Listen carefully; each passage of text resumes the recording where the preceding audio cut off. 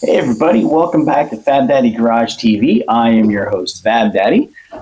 If this is your first time with us, welcome. I'm glad you're checking this out. And I do encourage you to go back and check out some of some of my earlier videos to see what I'm working on. My project is this 1984 Chevy Silverado named Buford. He's fitted with a 2004 8.1 liter Chevy Big Block engine and a 5-speed Allison transmission. If this is not your first time with us, well, you know what you're in for. Today we're going to start going over some of the oil cooler lines just to get this engine up and running. I'm going to show you what I'm replacing. So here we go. So I'm combining sorry about my hand in the way. I'm combining two different things here. So these are the oil cooler lines out of the truck when it had the 454 engine in it. These connected to, you could get it from the factory, but it's kind of an add-on oil cooler fitting. It sandwiched in between the engine block and the oil filter, the spin-on canister oil filter.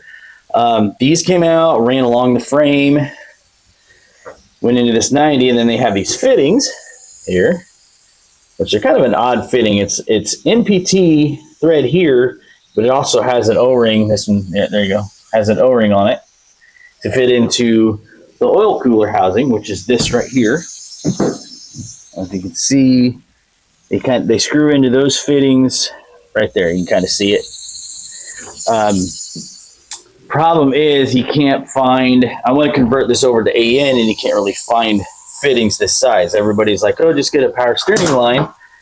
The problem is, or power steering fitting, the problem is, if you can tell, the one on the right there is the power steering line.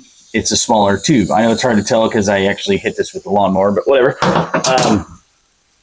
So the problem with these lines is, these are the stock ones from the 454 that were in the truck. This end, like I said, went into the oil cooler house, or the oil cooler adapter. This end goes into the cooler. The problem is, stock, these things leaked. They leaked out of here. If the O-ring started to go bad, they'd leak here. As you can see, this one's leaking here at this compression fitting. Sometimes the lines will blow out. This one, let's see, this one here had been damaged at some point. I'm guessing when they changed the engine, because the engine I pulled out was not the stock engine for the truck. I'm guessing they damaged it when they were pulling it out, so they put the rubber hose on there. Problem is, the rubber hose then either blew out or got damaged. And now that I'm thinking about it, that may have caused the engine failure of the truck. So since the only part of this that works with the truck is these ends, I'm going to try to convert all of this to AN line and fittings, and I'm going to show you how I do that. So on the 8.1, the oil cooler is actually integral to the engine block. Let me see if I can get this to focus. There we go. This is 1/2-inch NPT that actually screws up into the engine block. And then this, I call this a son of a bitch fitting, because there's a little metal clip that slides in those slots. And when you pull that clip off, it goes flying across the shop, and you're like, son of a bitch, where'd it go? The reason they do that is because these can be fitted in when they make the engine installed. And then on the assembly line, the worker just comes along and takes the oil fitting or the oil line, and it just presses up in there and clips in. I've heard that these also leak. Now, the engine I got did not come with, all it came with was these fittings. It didn't come with any of the lines or anything, so I don't even know what they look like. So what I'm going to do is, I'm going to replace this. I'm going to combine that and all this with some AN line. So I got this fitting. This is 1/2-inch NPT to 8 AN fitting that will go into this 90, this full flow 90. Trying to get the focus there. There we go. And then it will go into this fitting, which is actually, I don't know why it's not wanting to focus. There we go. Which is actually the end that goes on the line, which I have one put on the line here. This is 8 AN 1/2-inch line. It'll go through the line into another fitting on the end of the hose, into this female to female, and then into this fitting. What this fitting is, it's a two-part fitting. You've got this part, which should fit inside this line here, which I'm hoping it does. I'm not holding my breath because nothing else has worked out on this project. And then you tighten this down on this fitting, and I don't know if you can see it. There's a little bit of a flare there, and it seals up that fitting. And then this part, like I said, that fitting will be on here, and that will go into the stock oil cooler. And the reason I'm trying to use the stock oil cooler is I think it looks better than any kind of aftermarket thing I could find. So I've got my new vise here set up. If you saw my last video, you saw me build this vise stand to mount my vise. Of course, I haven't painted it yet because, well, I don't want to. So I got my new vise here with my soft jaw fittings to help keep from damaging the line. So if you bear with me for here a second, I will get you set up on the tripod, and we'll get working on this line. Hey, and we're back. So we're all set up here. One thing I did want to mention is it's like 8:30 in the morning. I wanted to come out before it got real hot, but as you can see, it's already 82 degrees. Also, I don't have my microphone on. In my last video, you probably saw it under my beard here. Saw a little light shining through. I didn't like the way the sound came through. It was picking up some weird stuff. So what I have now is I have the camera, or I have the microphone mounted next to the camera. So if the sound's off, I'm sorry, but if it's real bad, I'll redo it. Anyway, so we got our line here that we're gonna cut off right here, and then try to get this fitting mounted. So I'm gonna clamp this in my new vise here. Be the first time we're using it. All right, I'm going to try to use just a tubing cutter. Be the cleanest, easiest way to do it. Get it down here.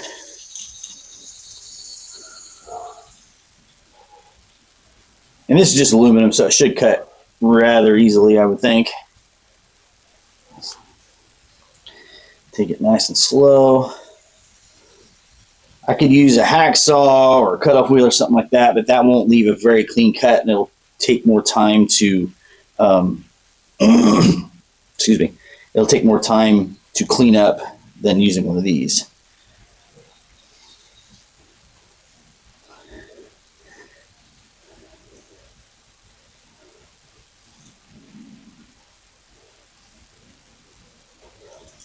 Do-do-do.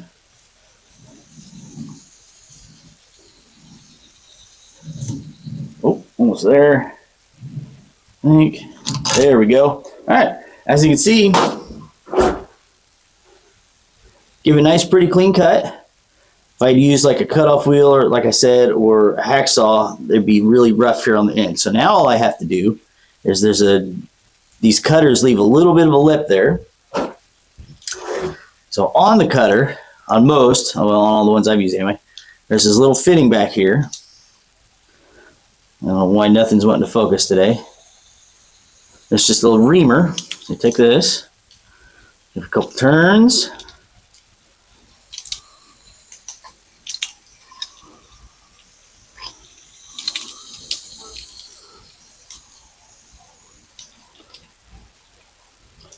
There we go. That's got cleaned out. Give a little. See, it's kind of got some file. Focus. It's kind of got like a file on it.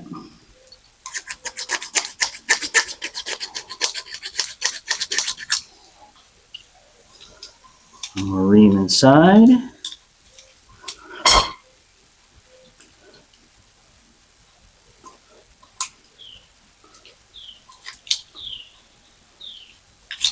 Outside.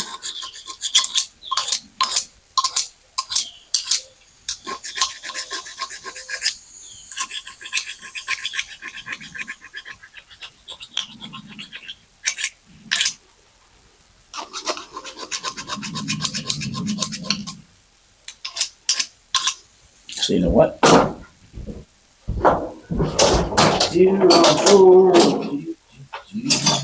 we just get a regular file here. Just go ahead. And this is aluminum, so it doesn't take much to get it to flatten out.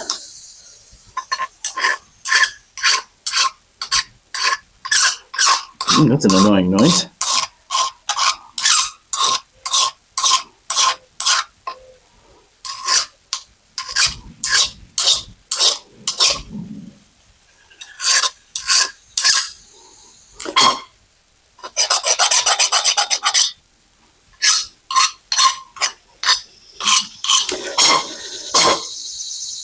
All right, so that looks pretty good.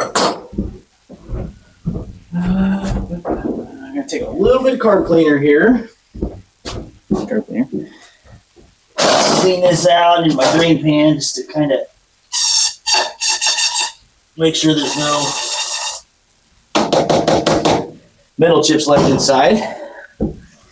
So you see, I don't know if you can actually see, that's pretty clean. That looks good. Nice and smooth and everything. Inside's pretty good. Take a little bit of, just going to take a little bit of Scotch right here. Clean up the outside of it just a little.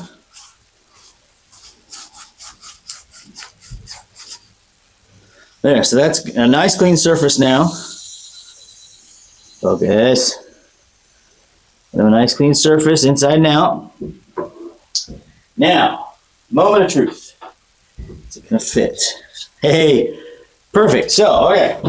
So what we'll do is this fits over. Focus. This fits like that. And then as you tighten the other fitting on, see, it would be this fitting. It flares the very end of this out to match that. So that's good news that actually fits. I was a little worried about that. So now on to the next step.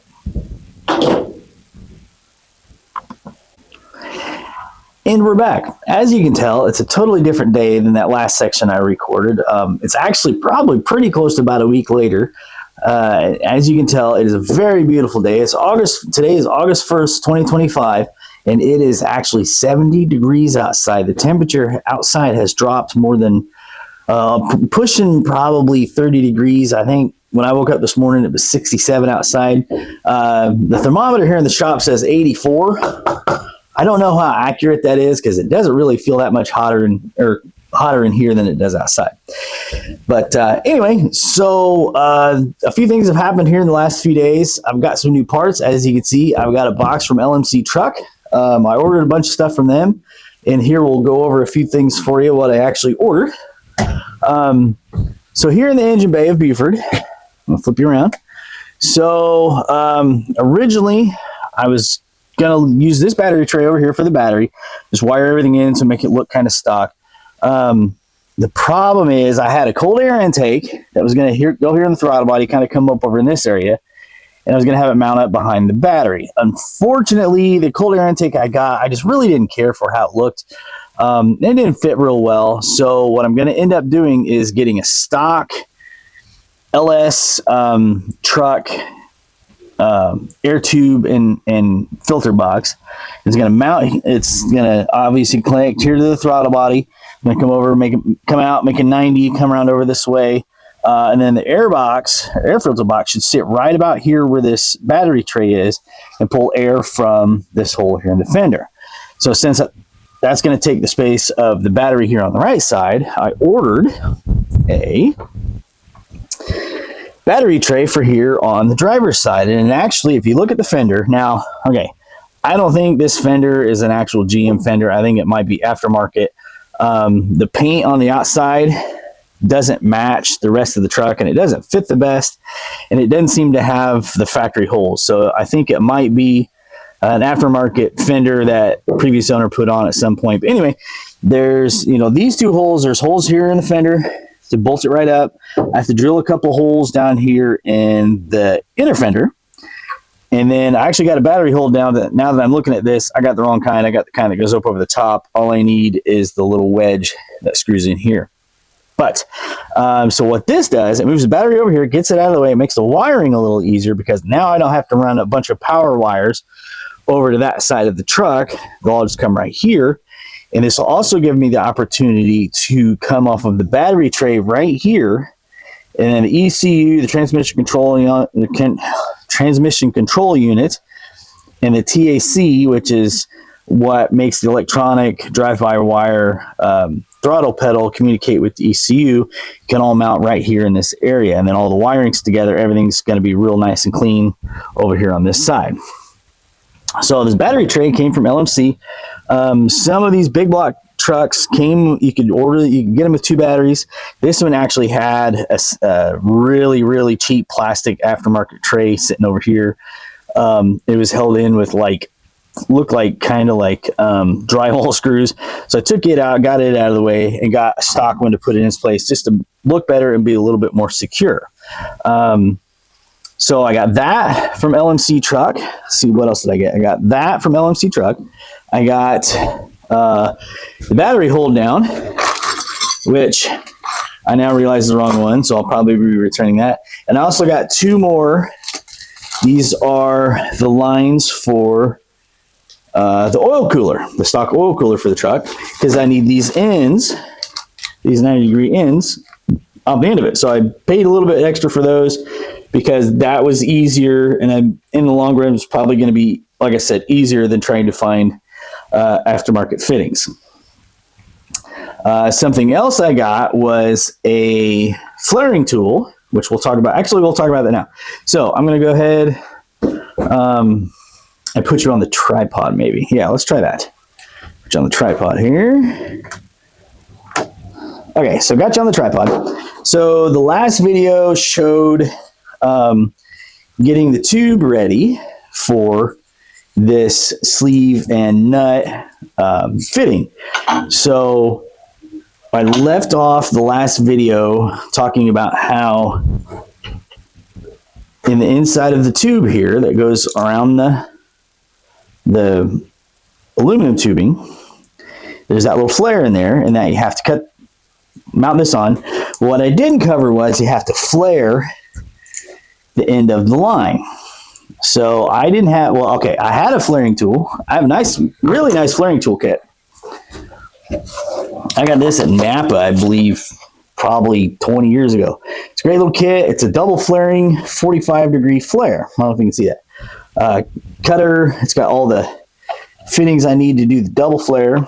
The problem is this is 45, and for some reason, AN fittings use a 37-degree flare. I don't know why. I don't know whether it comes from the aerospace side of things or whatever. So I had to get a new flaring tool. Well, I got on Amazon and I got the cheapest one they had. I'm not going to say the brand or anything like that, but it was cheap. And I'm going to give you some advice. When you're getting stuff on Amazon, make sure you look at the reviews, because I saw the reviews that had about a 2.5 star out of 5 rating. Kind of looked at a couple of them, didn't really pay that much attention because I just needed it quick and I wanted it cheap. Well, I got it and it was a horrific piece of crap. Here, I'm gonna put you back on the tripod again, sorry. So what you do is you find, this is a new one. Actually got this one off of Amazon. It was only $10 more than the other one. It actually comes from Speedway Motors. And it's a great little tool. Here's the part number. I'm not affiliated with them. I don't make any money. But it's a great little tool. It had, I think, a 4 out of 5 rating. But anyway, so what you do is, as you can see, you pick out the size of your tube. The other one that I had, this hole wasn't round. It was kind of oval shaped. And as you can see on the line, it kind of did a number on the tubing. It kind of smashed it, made it out of round. And that is the best flare that I could get out of that tool. And there's barely anything there to catch. And it actually started pushing through the fitting there. So I returned it and I ordered the Speedway set. And I was like, you know what? I'm going to practice on a spare piece of tube. So I went off the other end of the line and cut off some of the extra tube. And as you can see, that is a much better flare. It's not a double, it's just a single flare. Because in my experience, when you try to flare aluminum tubing like this is, that the flare that goes inside has a tendency to crack and split, and that crack can travel around the flare and cause a leak. So I just did a single flare on this one. As you can see, it turned out very nice. I'm gonna slide this on here. As you can see, it fits on there pretty well. That's the other part.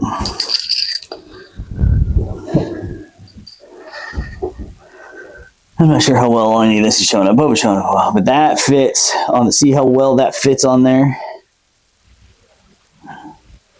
See how most of the flare on this side is covered up with the flare on that side. So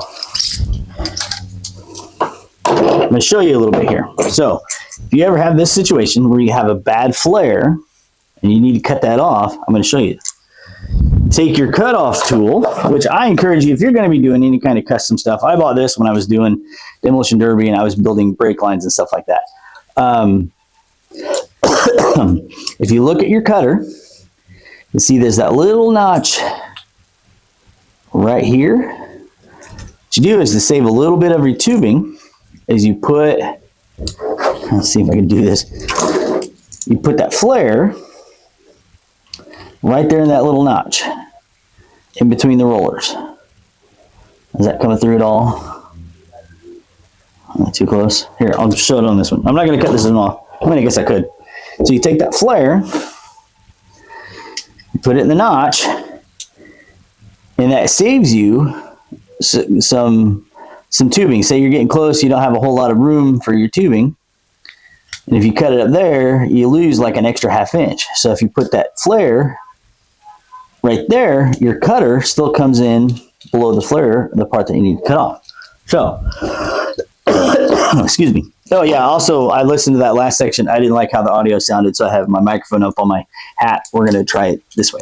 So I'm going to take that flare, put it there in the cutter, set the cutter down. We're going to usually do like a spin and a turn. Spin and a turn on the knob because that tightens it up. Sorry. Spin, give a little bit of a turn, not too much, because this is aluminum, so you can actually crush the tube a little bit if you turn the knob too much. I'm going to turn, spin a couple times, give a little bit of a turn.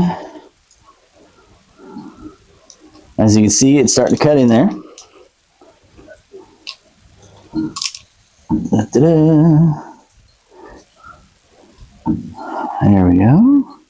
And I think just a little bit more. There we go. And now, all you've lost is this little bitty piece of tubing. You saved you ½ inch. So, and it's got this little flaring tool like I showed you the other one, the other video. Gonna clean this out. You want to get all that stuff that it pushed in. And spin.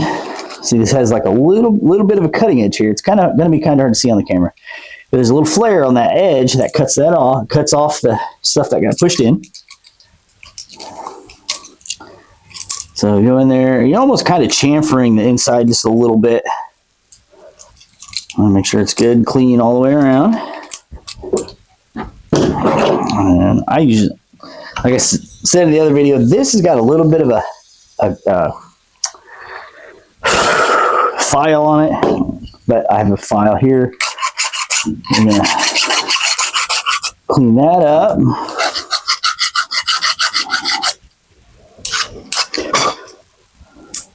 So that looks pretty good. You can even use the handle of your file a little bit if you just need to flare it out just a little.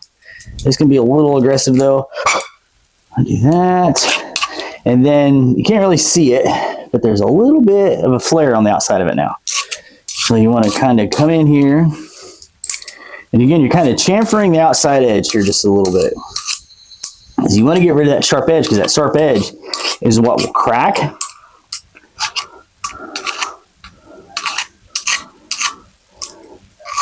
Neighbor's out in his yard talking. Everyone, he's probably wondering who I'm talking to. So, got that. All right, that's all good. Now, you want to make sure that all your fittings are on here. So if you have multiple pieces that go on, make sure you put them on in the right order. So we got the nut, we have the sleeve. And make sure the sleeve is on there the right way because I put it on backwards the first time. So we got that on there. So now what we do is we take our 1/2 inch. And like I said, I practiced this a little bit so that I know what size I needed. So what you have to do is loosen this up. So this is the 1/2 inch here. See with that sticking out just a little bit. And I went off of, this is a 1/4 inch, you can't tell. This is like the double flare. This is what you would use on like a steel line that you're gonna do like a brake line for a double flare. This is a 1/4 inch, and that means that this little bit, this raised part here, is a 1/4 inch. I want just a little bit less than that. I'm just using that as a guide. And then I gotta loosen that up just a little bit more. Loosen this side up. Let me tighten this up. I'm gonna tighten that up. If you need to tighten it up, little trick I do is you got your flaring tool here. It's got this nice handle. Kind of just hit that wing nut. Give her just a little bit of a spin. Doesn't need to be super tight. It does need to be tight to hold the pipe or the tube. You don't want to crush it. Because like I said, on the first tool that I had, these holes weren't round. They were ovalish, and it really misshaped this tube. I'd wish I'd practiced on a scrap piece, but I didn't. Now, back you up here so you can see the vise a little bit. Got my new handy dandy vise here. Most people don't realize you can do this. See this little tab here? That is so you can mount this in your vise. All right. Now you take your flaring tool. Here, I'll show you. So this is your standard 45-degree flaring tool. And this is the AN. And as you can see, it'd be kind of hard to tell. The flare on this one is 37. Flare on this one is 45. So you can kind of see the difference there. So what you do is you fit this over, which, there we go. You slide it down. Our other pieces are in the way here. I'm not sure I'm going to be able to do this. Oh, there we go. Okay.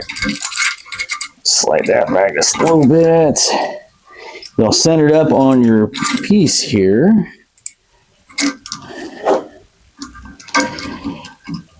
Okay. And then you simply tighten it up.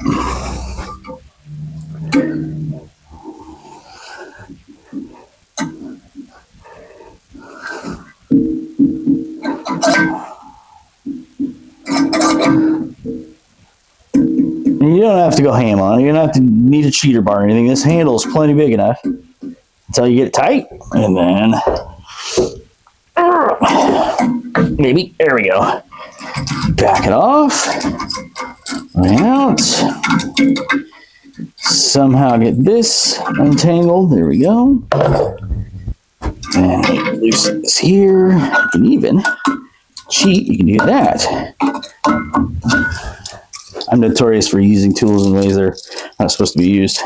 Which, funny story, when I was in ag shop in high school, the teacher had a rule that if he caught you using a tool other than for its intended purpose, you'd fail for the day.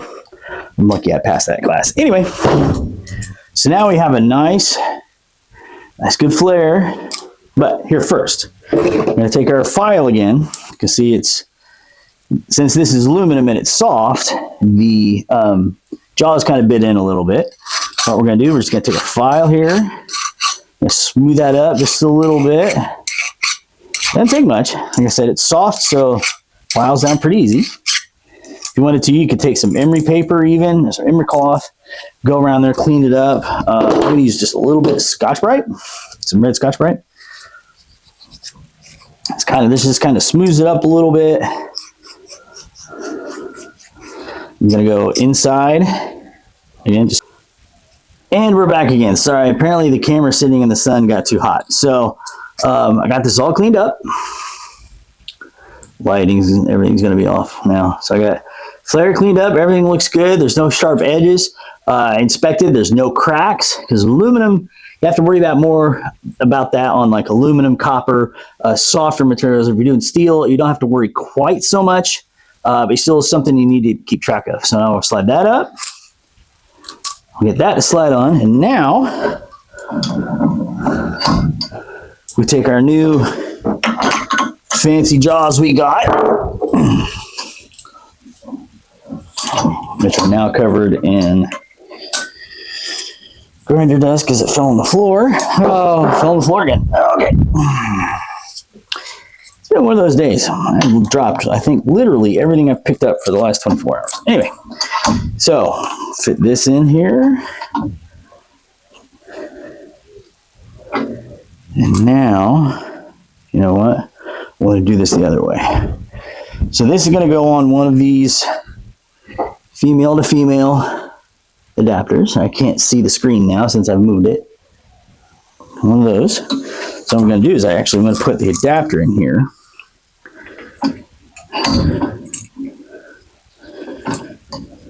Not sure why that's doing that.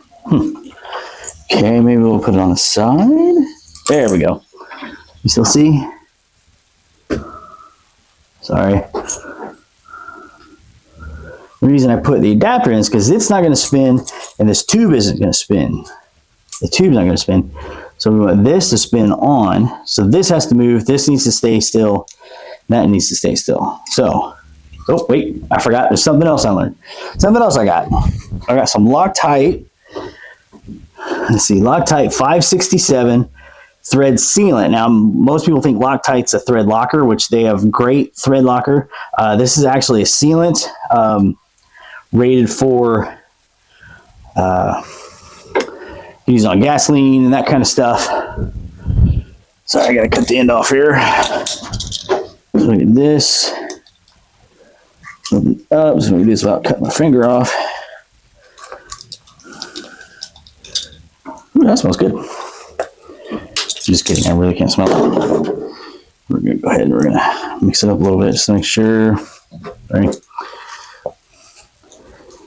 Sorry if my videos aren't the greatest. I'm usually just concentrating on working and not paying attention if anybody's watching. So we're gonna take this.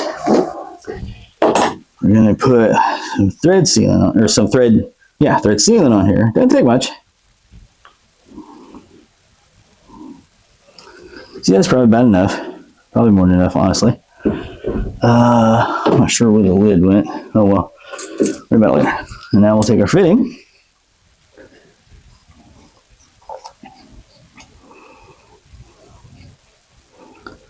And we'll take our fancy new aluminum crescent wrench, adjustable wrench. Put these on here. And they're tightened up. It doesn't have to be, again, don't need a cheater bar or anything on here. Get her on there good and snug. And there we go. There's one fitting done. I have 3 more of these to make. 2 for the oil cooler, 2 for the transmission line cooler. So you saw me make one. I'm not going to make you watch me make the rest of them. So next time, or next part of the video, I'll show you how all this is going to go into the truck. So see you in a second. So here we go. I got the fittings made. I'm going to show you what I got going on here, okay? I'll flip you around. So here's the 2 fittings. You go into the oil cooler here. It'll be this one on this side, the front of Bueller. This comes out of the cooler. These 2 fittings go in. I still have to get the O-rings. But here's the fittings that I put all together. And then this will connect to the hose, which will run to these 90s. And then these fittings go into the block of the 8.1 that's in Buford.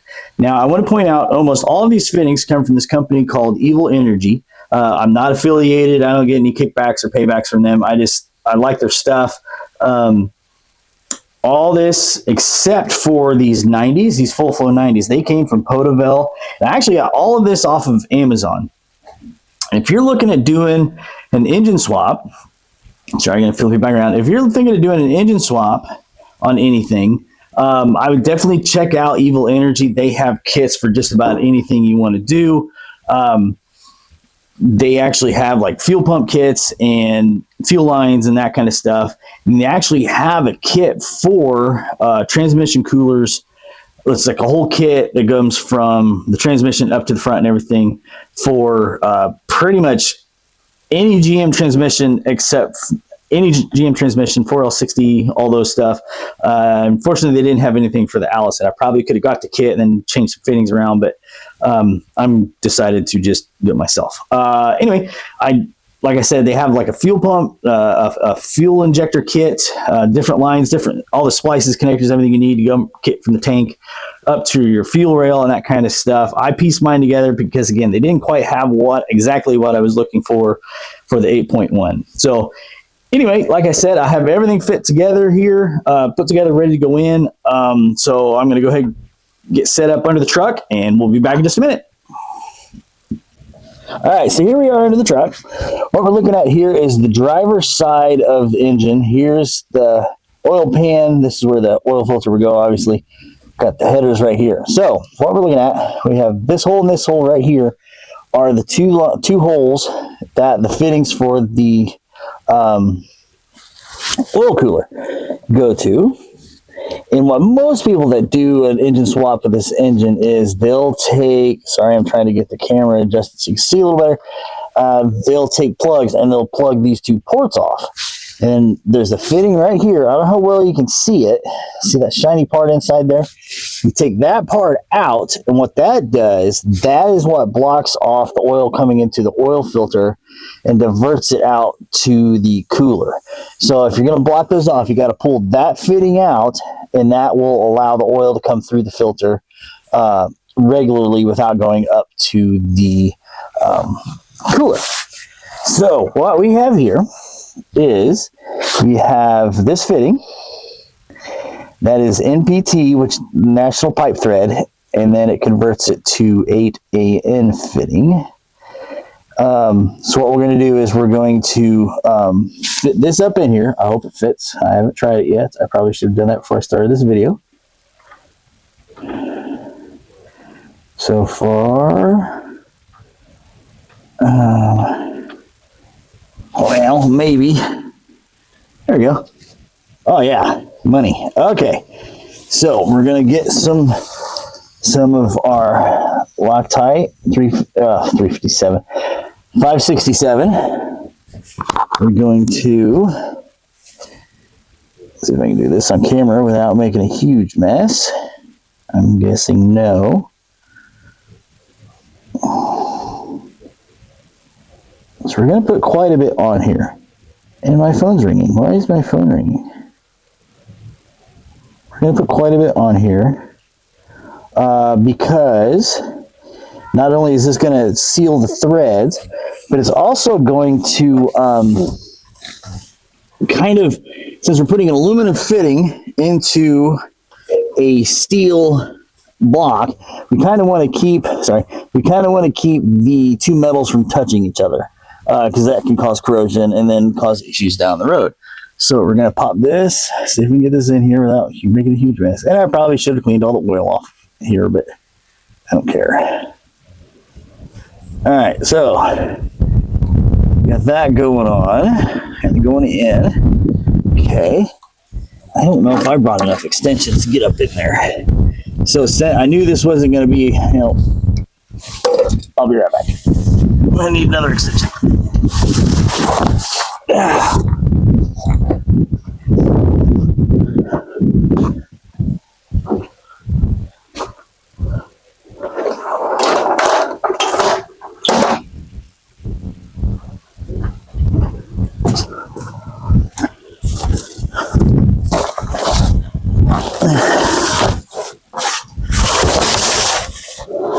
And I'm back. So I've got another extension and put on my ratchet here. I know. Everybody's like, you're supposed to use aluminum on that because We're supposed to use steel. I don't know if do they make aluminum or plastic sockets to use on AN fittings. Oh, anybody out there knows? Go and comment. Let me know. And yeah, in the comments, why don't you let me know? Do they make sockets to use on AN fittings? If they do, if you want to put a link or tell me where to find the link, I'll pass that information on. So there's one. So we're going to put a sealant here on the next one. Like I said, we're going to use quite a bit. Probably don't need to use this much. Probably only need to do like a dot, but we're going to put a bunch because, like I said, I kind of want to seal the aluminum from the steel.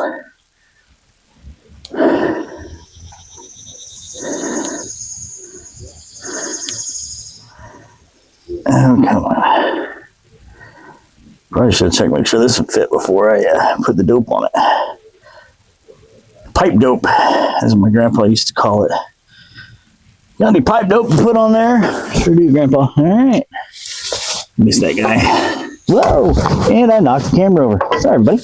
Did you enjoy that ride? Was that fun? Sorry, everybody. Oh, my gosh. Tell people you're not a professional videographer without telling people you're not a professional videographer. Anyway, all right. So again, using our non-aluminum socket on our aluminum fitting to tighten it up because that's the only thing I can get up in there. So now that that's done, we're going to try to fit our full flow 90s on there. This is going to be interesting. How am I going to do this?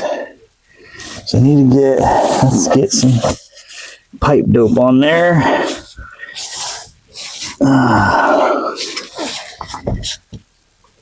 Oh, and my light just shut off. Perfect. Okay. We don't need as much on that one. You guys still see okay without the light? This shut off, just got really dim. There. All right, so since this is a swivel, shut off again. All right, well, apparently we're going to do this in the dark, which I spend most of my time in the dark, so I'm going to point that one that way. Now, how am I going to tighten that up? I don't think this is going to, yeah, that's not going in there. Let me go get the right, see if I can find the right wrench.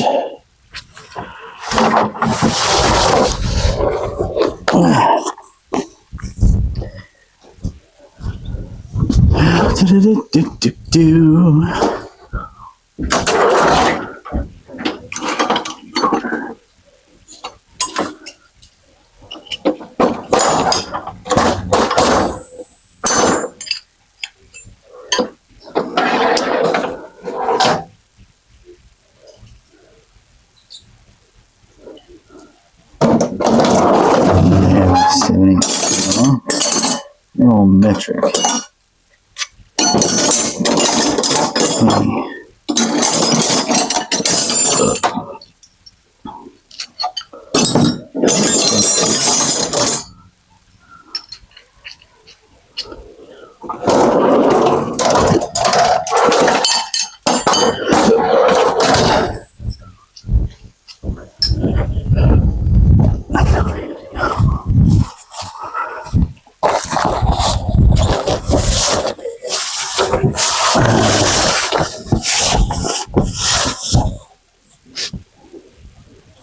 Okay, I'm back. And what I find that actually fits this is a 22 millimeter end wrench.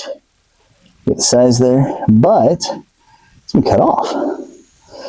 I did that when I worked at Mercedes because there was a specific model of Mercedes. I couldn't tell you about one now because it's been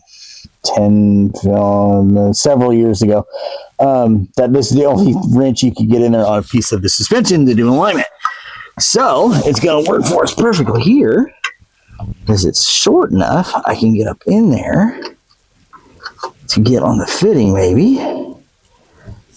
Give it a little bit of a. And again, this doesn't have to be super duper tight. Well, okay, maybe. Oh, here we go. What we'll do is we'll do one more, maybe. You can see what I'm doing, my hands in the way. Okay, there we go. I'm going to do something that's probably going to make most performance people scream. I'm going to see if I can tweak this back without, nope, okay. So there's that one. Now we got to figure out a way to get this next one on there and not run straight up into that one. I'm going to do a lot of this left-handed. I am not very ambidextrous. My other grandpa used to say I'd give my right arm to be ambidextrous. And if you get that joke, I hope you're laughing right now. If you get that joke, if you don't get that joke, the joke is you'd have to be ambidextrous if you lost his right arm. Anyway, he told a story of a guy that was in his unit. I guess that was actually probably my great uncle. He was in his unit in World War II that was left-handed, and they trained him to use his right hand, and then he lost his right arm in the war. But I digress. That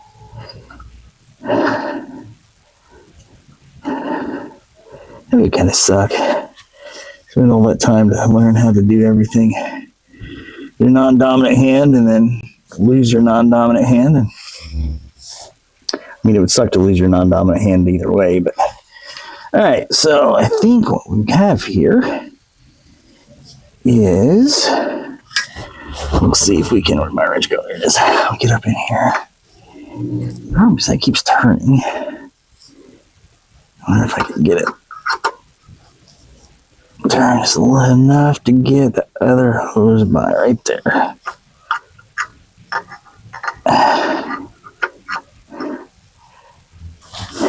Oh, gosh darn it. There you go, that way. Hey, my light came back on. That's weird. Or if the base is loose. There we go, that's tight. That should give us enough room to run right there. What I'll do is, since this is so close to the header, I'm probably going to end up putting some sort of heat shield along here because we're hitting that too.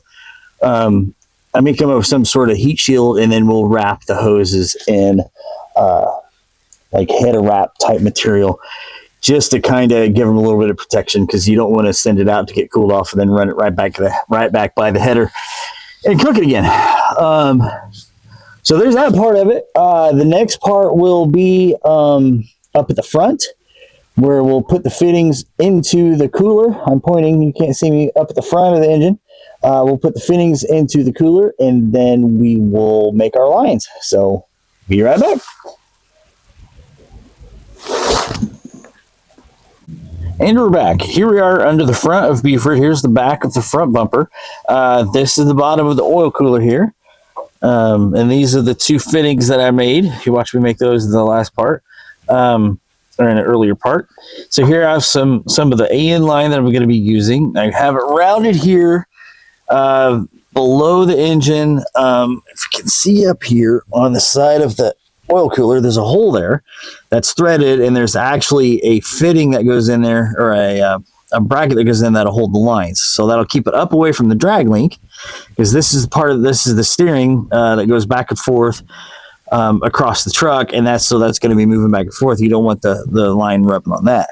Now, originally, I think in the original 454, the cooler lines actually ran up above here, but the problem is the fan is right there, and there was only about an inch of clearance or so, and I figured my luck, I'd hit a bump and the oil cooler lines would go up there and get into the fan. Now, down the road, I'm probably going to put electric fans on this thing. I just don't have them right now, so we're just sticking with the stock 8.1 liter mechanical fan. So I rerouted the line underneath this cross member here. I'm going to get a bracket to go right here to hold the two lines next to each other, and then they'll go up here to the fitting. So I went ahead and put this in so I know how long to make it. So here's our, we're looking at it the opposite way we were earlier, if I can get to focus. So here the line comes in to one fitting, and what I ended up doing was, I ended up getting a couple brass fittings to drop this one down so that it's underneath here, because the way I had it before with them side by side, that line was going to be right up against his header, and it was just going to cook everything and possibly damage the line, the hose. So I went ahead and just went to the hardware store, got some brass fittings. I don't really like how it looks, but it should be functional, and I may go online and see if I can find some sort of AN extension instead of using those. But for now, this will work. I just put it all back together. So now that this line will run underneath this line away from the header. I'm probably still going to maybe wrap them in some header wrap just to kind of protect from the heat a little bit, but we'll see. That's down the road. So anyway, so now I'm to the point where I have to figure out how long to make this line. I think we'll run it on this side. Sorry. So what we're going to do is I'm going to put you on a tripod, and hopefully I don't lose. We'll see what we can do here. All right, I'll be right back. All right, so here we go. We got our line. We're going to get it routed as close to where we think it's going to be without rubbing or dragging on anything.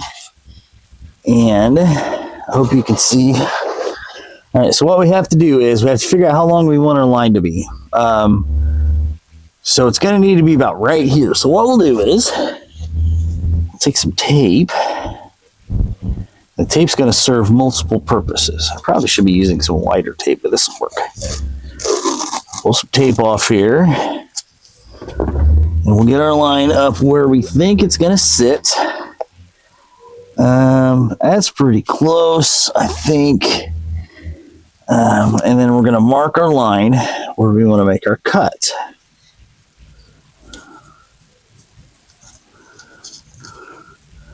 Do a couple wraps of tape here. I'll show you why in just a second. All right, so we got our tape marked. We're going to go right in the middle of where that tape is. See it on there? All right, so stick with me, and we're going to go in the shop, and we're going to cut our line, okay? So here we are back in the shop. I got my line here marked where I'm going to cut it. Got some tape on it, and the tape is so you can mark it easily. And then also the tape helps prevent the outer coating here, the outer braided part of this hose from unraveling when you cut it. So they suggest that you use either like a hacksaw or a cutoff wheel to cut your line here. I haven't been able to find my hacksaw for years. I have no idea where it is. I may not even have one anymore. I have used a cutoff wheel to cut this stuff, like when I was doing the fuel lines, although now that I think about it, it was a different line because it had like a hard plastic in the middle. Wasn't real impressed. I mean, it wasn't bad. It involved a lot of cleanup after the cut. And then I tried using, what I did find worked reasonably well was I have a portable bandsaw that I cut it off with. Again, the result on it wasn't great. Wasn't that great either. Fly, go away. So what I'm going to try this time is I have an oscillating tool here with a nice blade on it. So I'm going to refocus here. Yes.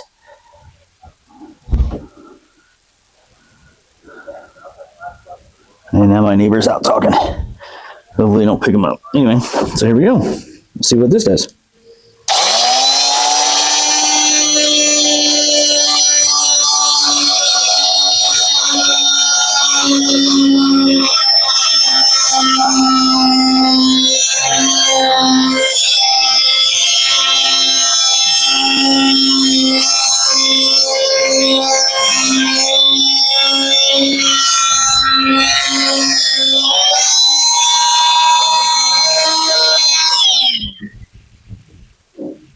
So there we have it.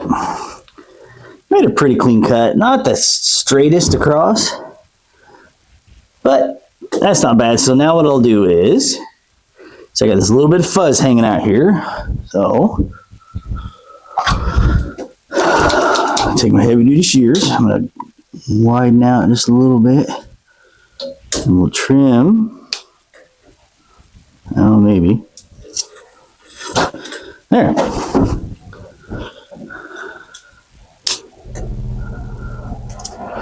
Got that all cleaned up. So now, get this out of here. Put this in. Maybe. There we go. We're still in focus. And now we'll work on getting that line in there, or that fitting in there.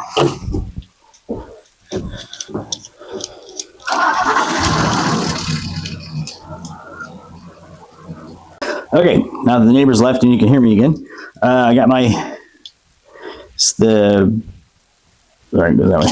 This is the end of the hose, or the hose end. So like I said, I got all this trimmed up about as well as I can. That cleaned out. Peel our tape off, although actually I probably should have waited until I had this on there. So the directions, I know you're thinking directions, following the directions, that's just another person's opinion. You're right, it is. But since I've only done this, never really done this before, cut the hose required length, measured it, blah, blah, blah, use a fine-tooth hacksaw or cutoff wheel, cut through hose, that's for length, trim away the frayed ends of the hose, blah, blah, blah. Place the socket in a vise and insert the end of the hose into the socket. Insert hose by turning hose counterclockwise. Turn hose counterclockwise, the hose snug against the back of the socket threads. Gently pull the hose back until there's 1/25 to 3/50 gap between the end of the hose and the bottom of the threads. Now, how long is that? Whatever. Mark goes with tape. Okay, so it says to put this part in the vise. I found it was easier to put the hose in the vise and put this on. So we're going to fit all the threads in there. Put that down. Here we go. Drink that up in there. All right, push this on. Turning counterclockwise, which that is threaded. So I'm going to guess that's why you're doing counterclockwise. And follow the threads. All right, so that's bottomed out. So we're just going to back it off just a little bit to get a little bit of that gap in there, like they said. And then what we'll do is, I said to mark it, but I don't have a fine tooth silver marker, so we'll put a piece of tape around it to see if it gets pushed back any. Now, next step says, liberally apply assembly lube to nipple before placing nipple into soft vise jaws and turning socket onto nipple threads. So again, it's saying to put this in the vise. All right, so we'll back this out. Fly, I don't know what your deal is. Bugs are bad this morning. Might help if I took a shower, I suppose. It looks like my magnet's falling apart. That's not cool. Anyway, there. Grab arm. Don't do that. Okay, so we're gonna do this. We're gonna do this. And we'll put this in here, like it says. Too many things in my hand. Tighten that up. Maybe back it off just a little bit. There we go. All right, and then it says to apply lube. Again, I'm using my silicone. I couldn't figure out what kind of assembly lube they talked about. So let's put some. So then it says start threading socket over the nipple by hand. Continue to tighten by hand as far as possible. All right, so we're going to do this. Put that on, and then we're going to turn.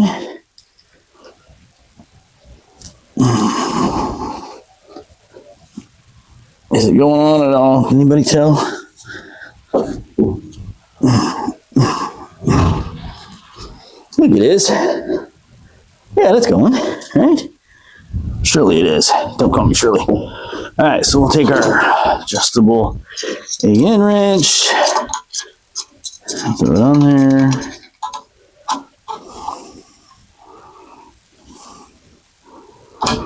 Then we'll just spin it around. Oh yeah, that's definitely going on there.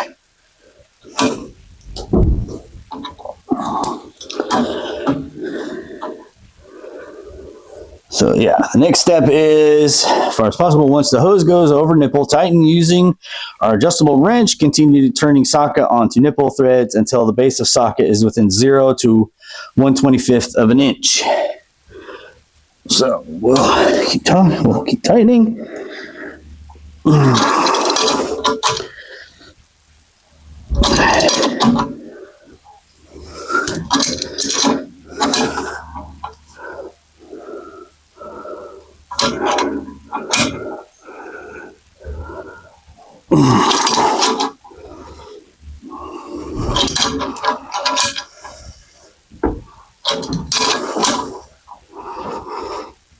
Uh-oh, that didn't sound good. What happened? Oh, all right. So what happened there was I ripped the jaws. So on the side. That's not good. Well, so much for those. Here, maybe this will be better. Here, tell you what, maybe we'll just flip it around. Flip it around. Flip the jaws side to side. See what happened was, can you see it there? Actually broke the top of the jaw. That's not good. So what we'll do is, we'll flip it around, we'll put the socket in there, so they'll have more surface to grab. No, that's not right. No, I did that backwards. I'm sorry. What we'll do is we'll put it this way. We'll grab this. Oh, come on. Riding the struggle bus this morning. We'll grab it by that because there's more surface area to hold on to. Not in there. Wrench, and then we'll turn this part. Oh, get on there.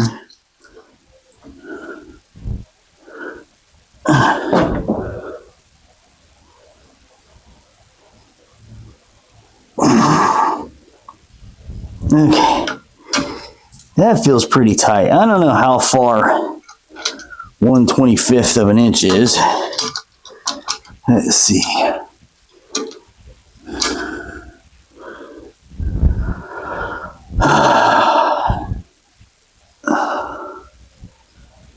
Let's see, so an eighth, no.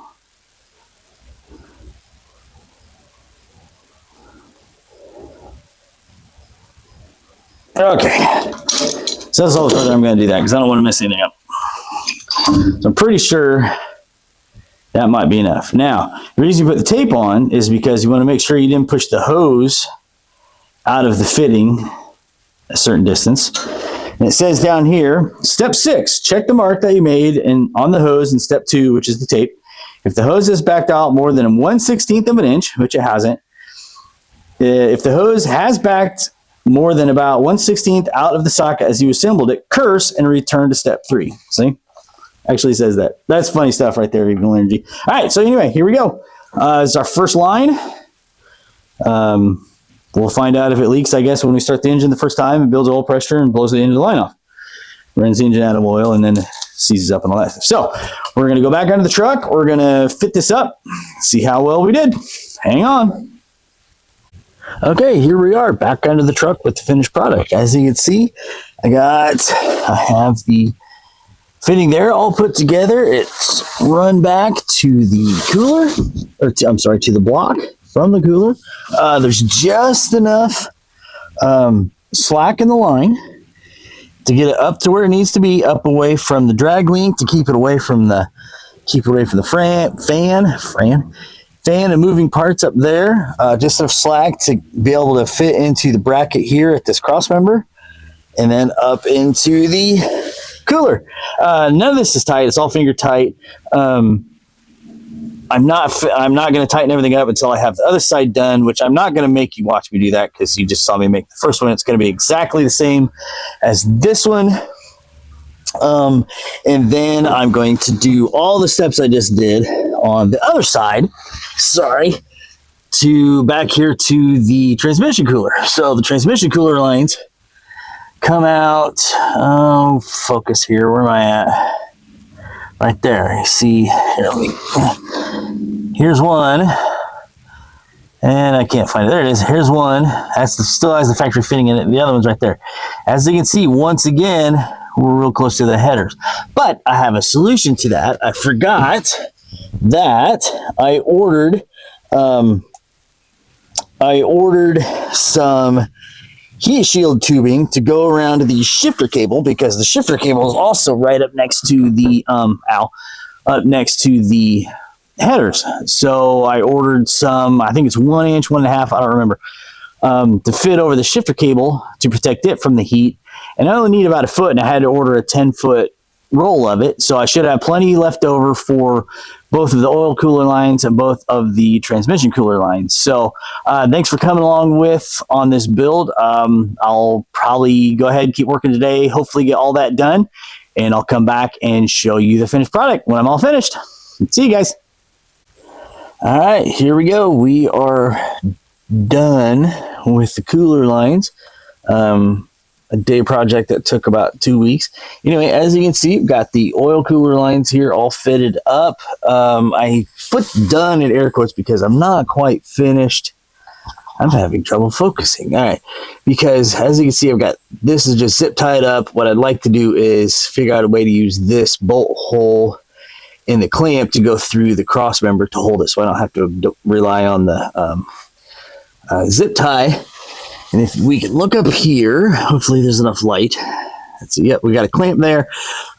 Somewhere I have a clamp or a bracket that looks similar to, I'm not sure we're going to be able to see it up in here.